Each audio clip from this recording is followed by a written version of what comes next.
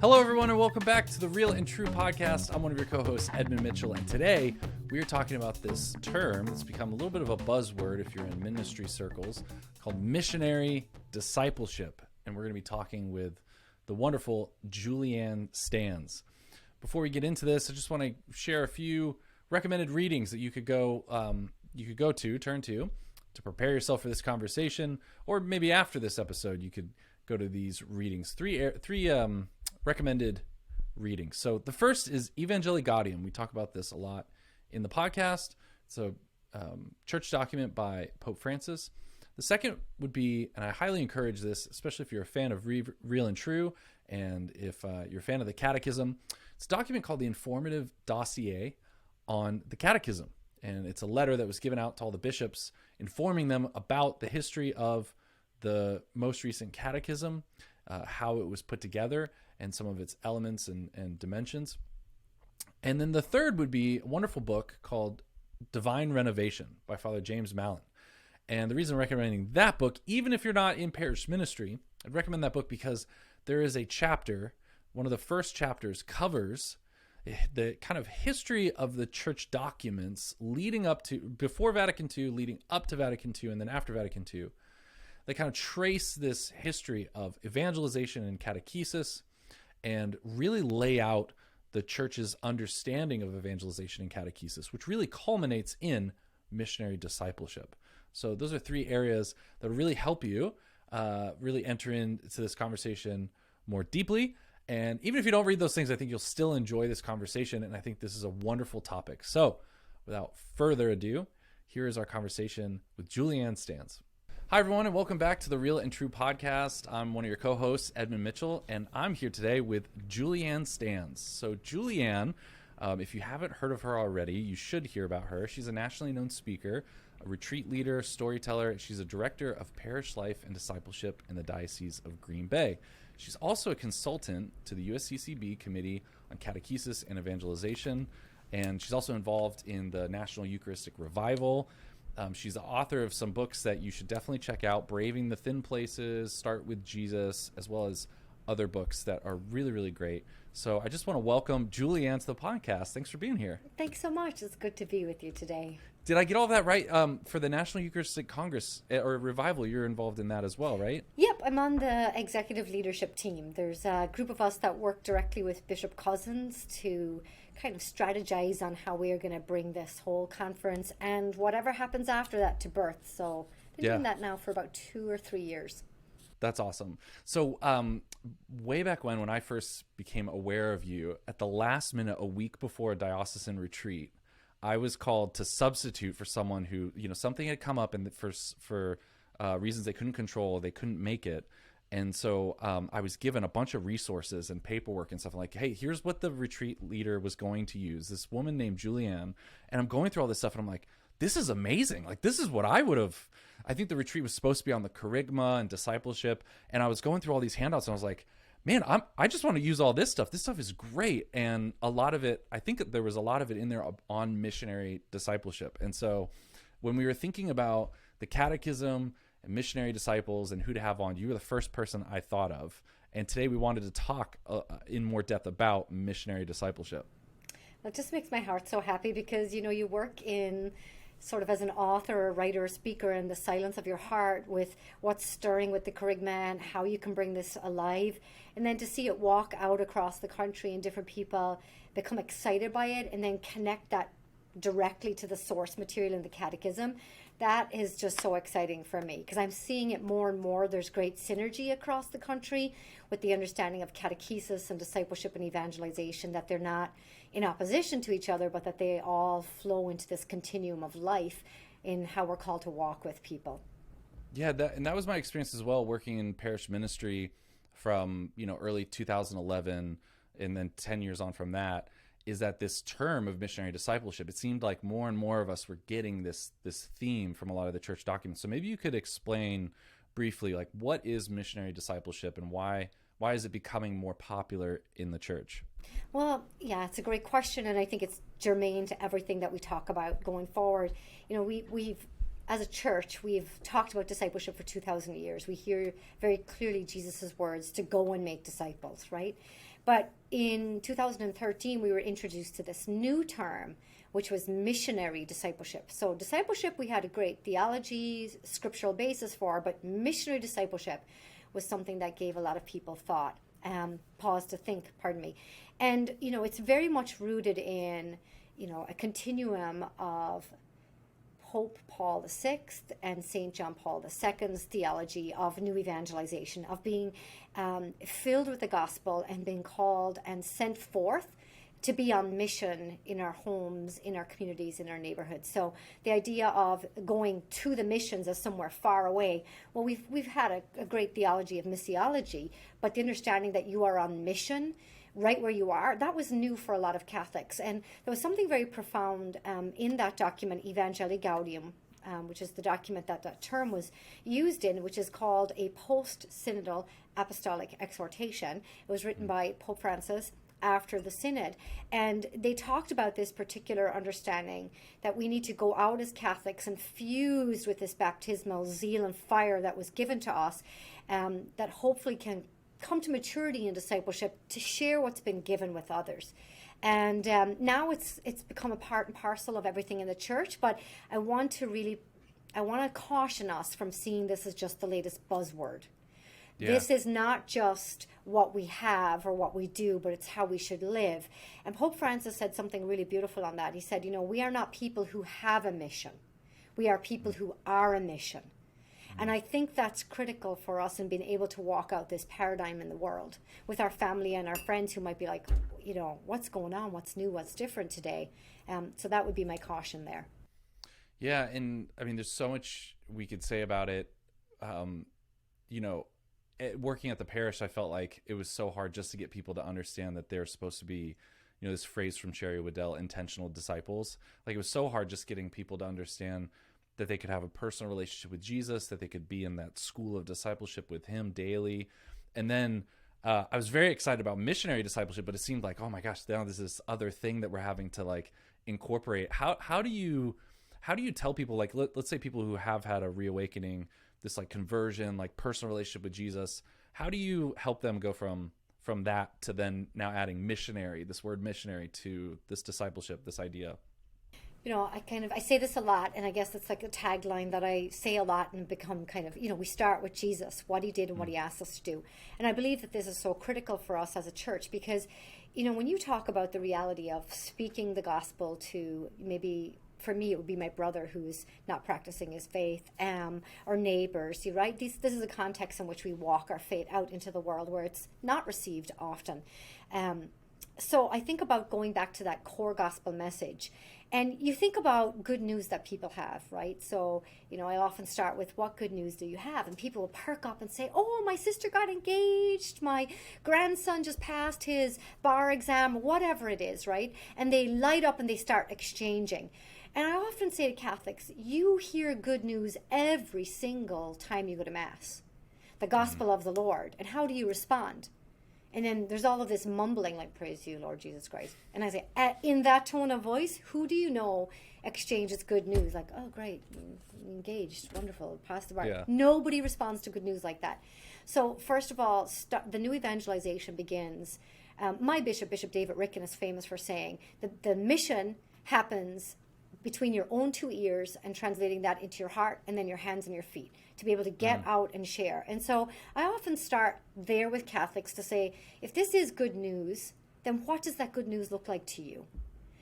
Let's really talk about what this concretely means. And to hear someone, I was just at an event recently where someone stood up and said, I'll tell you my good news. I have been an addict for my entire life. I will always be one. But I gave my heart, my life over to Jesus, and with time and good care and medical attention, I have been able to turn my life around. So Jesus has saved me from drowning in addiction. That's what good news means to me. And just brought it down to kind of concrete reality. And for a lot of Catholics, maybe it's not that dramatic, but it's maybe Jesus got you through a health crisis. Jesus was the one who carried you through, a grief or a loss or an illness. Start there. Start with Jesus. That's so great. It reminds me of, we went on a mission trip. I was a youth minister. We went on a mission trip to Haiti with Life Teen. And I remember we got so prepared to go on mission. There was extra praying and, disciplines of prayer that we incorporated. We were praying for the people there. When we showed up, it was like, we're foreigners, we're here, and we're kind of like open to spontaneity. We're open to the Holy Spirit, leading us to do different things. Or maybe today we're going to go visit these people and pray for these people. And at any moment, someone might ask you to kind of talk about why you're there and talk about Jesus and the gospel. And, I remember being with people who, someone was sick and was like, let's just pray for them. They're sick right now. Let's pray for them. And we're bringing food to people who are hungry. And I remember when I came back thinking like, man, I was so much more comfortable being that way there, but I'm a missionary here. Like, why don't I put that much emphasis on my daily prayer routine, and that I'm out in the world, and that anything could happen with the Holy Spirit, prompting, and that I am a foreigner in a foreign land, and that I am called to be a missionary here, exactly where I am. I don't know if you've experienced that or talked to people about that. All the time. Yeah. And I'll say to people, I think this is such a beautiful example too, that you just shared, because I think it tells you about the context in which we are missioning, being sent out, often can create such cross pressures on us that we become quiet and silent. And I always say to Catholics, faith is personal. It's not meant to be kept private. And in fact, this understanding of faith as private is something that has really affected many Catholics. And so it's like, we don't wear a heart on our sleeve, we don't talk about politics, we don't talk about money, we don't talk about faith. And it's like, no, we're counting on you to talk about your faith. And so I think, when you can recapture a sense of wonder and awe about the world that we live in today and the context you live in, then you realize there's no accidents, right?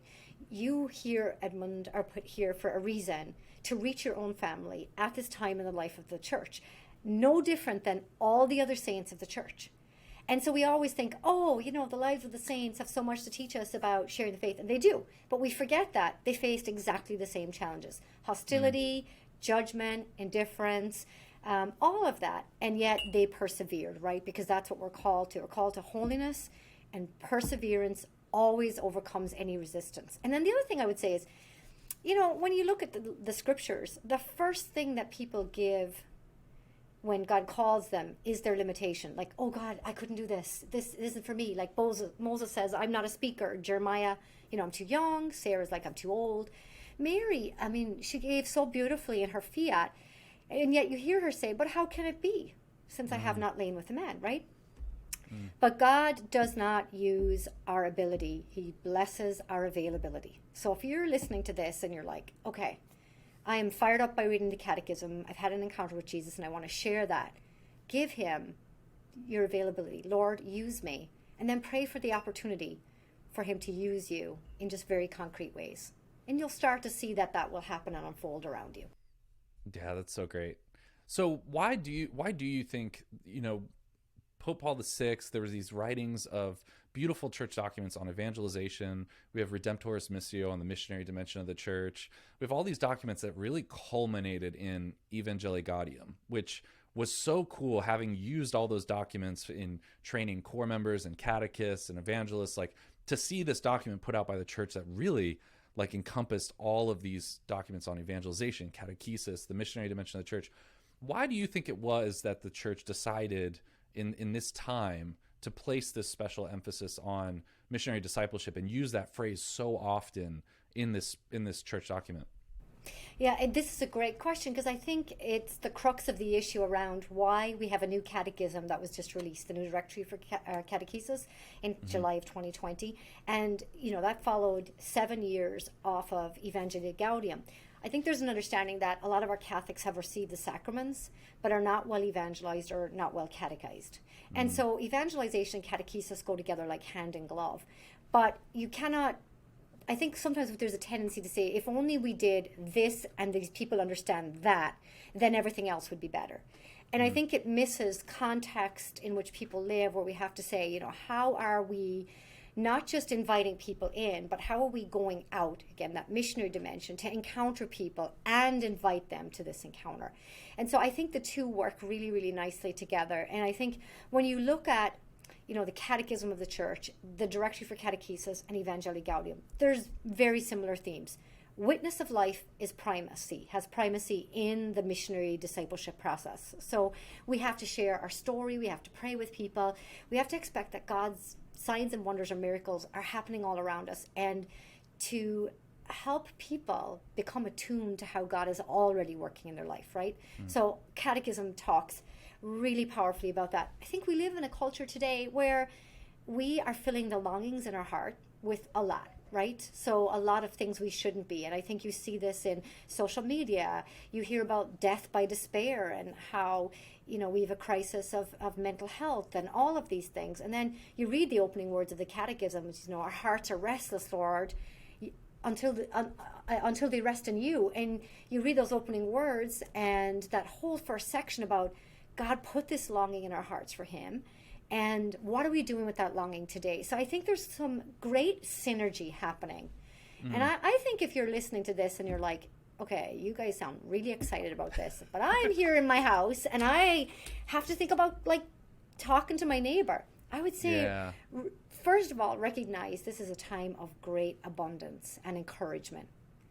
We have more resources than we've ever had before to do this work. And that tells you that the Lord is blessing this time. So don't be afraid, Yeah, and I think it's so, if people are listening to this like, wow, I don't know how this all kind of connects and relates. I want to just highlight again what you said earlier, that evangelization and catechism or catechesis are not at odds. And one of the things I really wanted to bring up with you is that when the church published the Catechism, they put out an informative dossier. Is that how you say it? Dossier? Dossier? Dossier. They put out an informative dossier, which they gave to all the bishops, which is just a real quick, here's what the Catechism's about, here's how it was compiled and put together.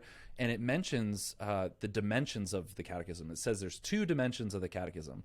And the first one is that it's conciliar, meaning that it is in line with all the church documents and the councils leading up to this. But the second one, I think a lot of people would find surprising. The second of 2 dimensions that it picked was missionary. The Catechism has a missionary dimension. And I just think that's so interesting. Most people wouldn't think, if the church had to tell you the 2 dimensions of the Catechism, what would it be? And conciliar and missionary would not be. Conciliar I might pick, but missionary I'd be like, wow, what? A catechism, a summary of everything we believe? I wonder what you make of that. There's plenty of things I could say about it, but what do you think about that? The first thing that popped into my head was reflecting. This is just how my Irish brain works. But the first thing I think about is the paradox of the cross, right? That we are saved, in the person of Jesus Christ. Just the ultimate paradox of the cross. And the life of Saint Therese of Lisieux came to mind, and I'll tell you why. Because she never left her convent. And when I went to France, the sisters would talk about Saint Therese as the patron saint of the missions, right? Of the missionaries. And yet she never left her convent. And it's this idea that by virtue of holiness, the word of God can walk out in the world anywhere that it needs to. And I talk to my children about this a lot. I often say to them, when you receive the Eucharist, you become a tabernacle with feet. And then you move the presence of Jesus out into the world. And I think to look at the Catechism as a book would be a mistake. But to see it as a treasury from a retreat, to see it as an intellectual challenge, as evangelization technique, as an understanding of accompaniment in the discipleship process, to really see it as this kind of treasure trove that you can dip in and out of. That's, I think, why it's supposed to be missionary, because it's not designed just for Catholics. In fact, it's designed for the whole world, right? We've got to share Jesus with the whole world.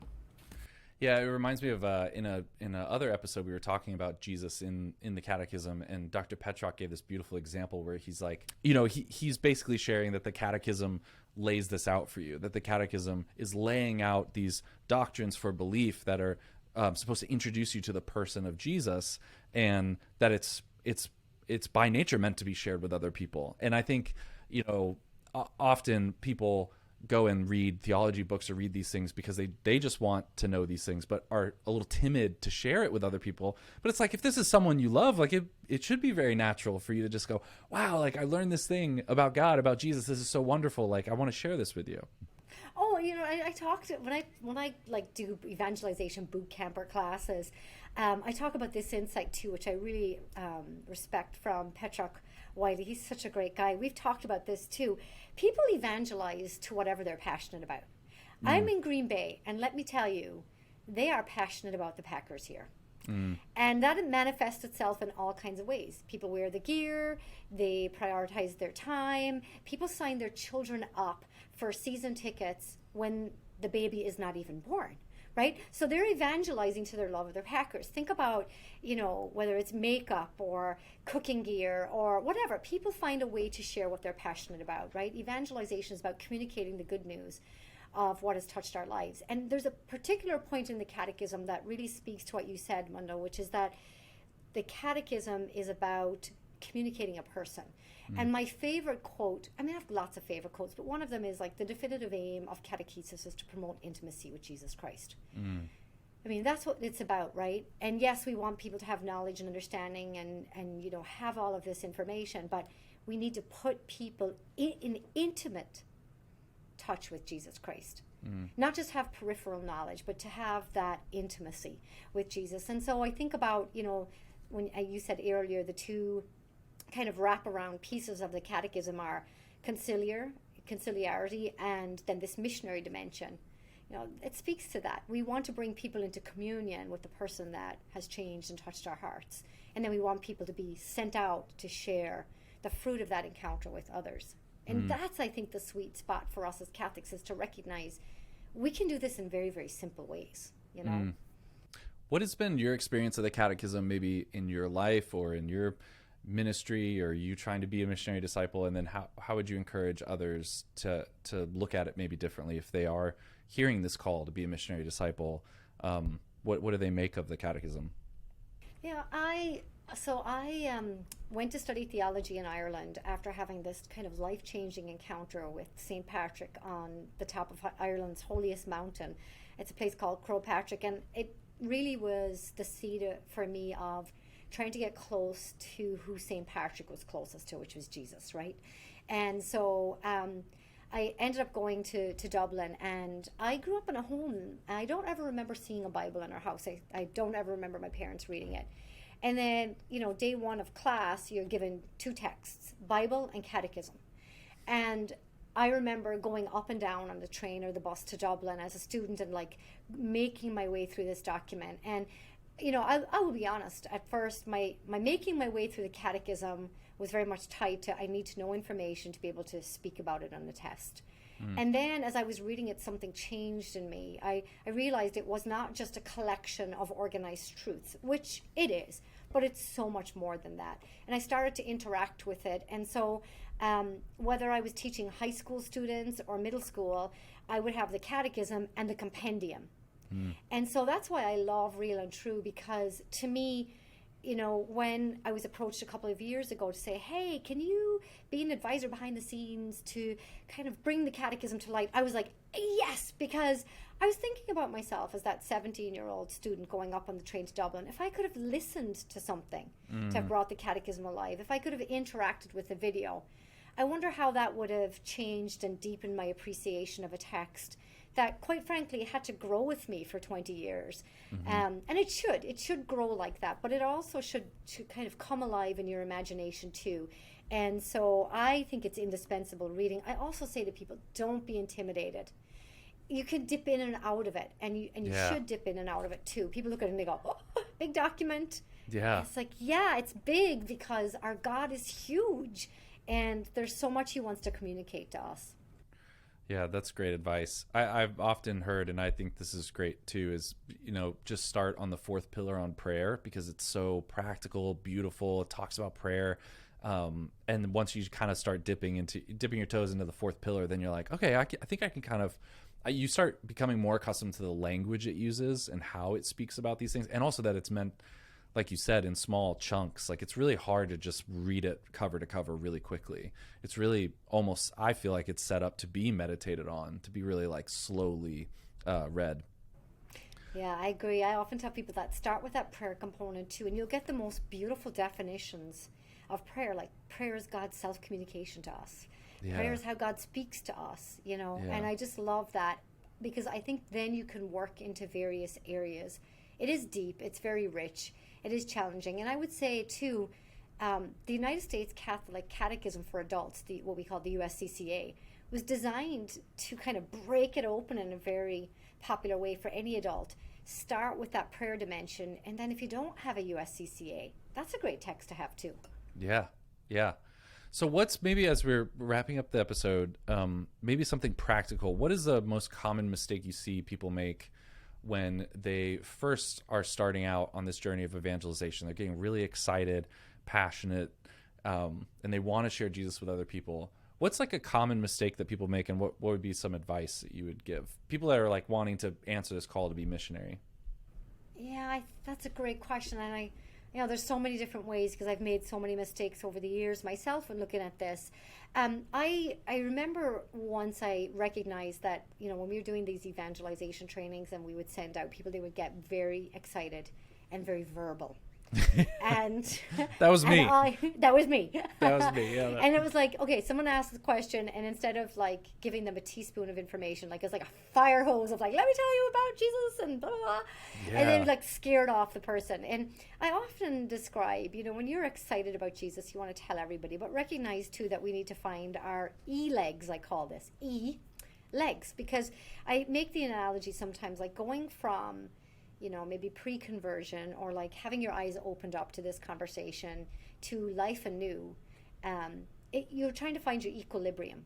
And evangelization is often about that. It's recognizing the person in front of you is not somebody that is half full that you need to fill up with information, but God already dwells in the person's heart, because he always precedes us. That's what the Catechism tells us. So to recognize the gift of the person, and that they're, to get your equilibrium going from like the sea to land, it's going to be it's wobbly for a while, but there's a balance there between you want to share, but you also have to listen to and receive, because that person is a gift and has received much from the Lord that you also need to pay attention to. So I think sometimes I see very zealous evangelizers going out and be like, let me tell you all the things, let me teach you all the things. And it's like, let's just start and listen to where you saw God today, or did you see God today, or tell me about this God who's speaking to you, or maybe not. That's a different conversation. Yeah, it's almost like stirring up that curiosity. I was the same way. I just wanted to talk. I wanted to answer questions no one was asking. I just wanted to like go regurgitate books that I had read and no one wanted to know. And that's one of the things, I'd encourage people to check out Real and True, the proclamation videos. Like the proclamation videos are we like design them to start conversations so that hopefully you have the other person asking you, so what does the church teach about the soul? Or what do we believe?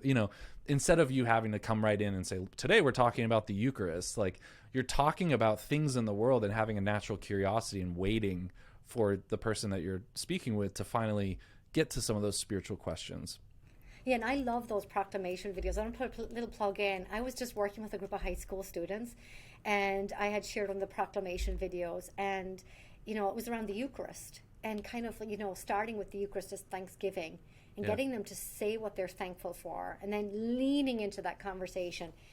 I had gone in with a very determined lesson plan, and that whole conversation became shaped by what they were interacting with. In the proclamation video, but what they were hearing from each other. And to me, that is what evangelization is about. It's about interacting with the core teachings of our faith, in communion with one another, but and that changes us. It changes us. And I think there's something so beautiful in that. Yeah. Well, thanks, Julianne. This has been a great conversation. I encourage people to go check out some of the documents we talked about. But also, Julianne, are there any other places you'd like to direct people or point people, maybe for your books or anywhere else you'd like to recommend? Very kind of you. Well, I am Irish, and St. Patrick's Day is coming up. And if you're listening to this either after or before, but you're interested in a little bit of the Irish prayer traditions I grew up with, particularly around the early Christian saints, you can find me at juliannestanz.com, or you can find my books online at Loyola Press. Awesome. Thank you so much, Julianne, for being here, and thanks for the conversation. You're welcome. I'll leave you with a Irish blessing, Slán agus beannacht, which is goodbye and God bless. That's beautiful. Thank you. Well, everyone, I hope you enjoyed that conversation as much as I did. As usual, you can go to realtrue.org/podcast to check out the podcast. You can follow us on Real and True. We really believe at Real and True that the Catechism is more than just a textbook. It's a living echo of a God who desires to reveal himself to us. And you can join our mission, join in supporting Real and True and helping unlock the Catechism for the world by going to realtrue.org. And we look forward to seeing you in the next episode.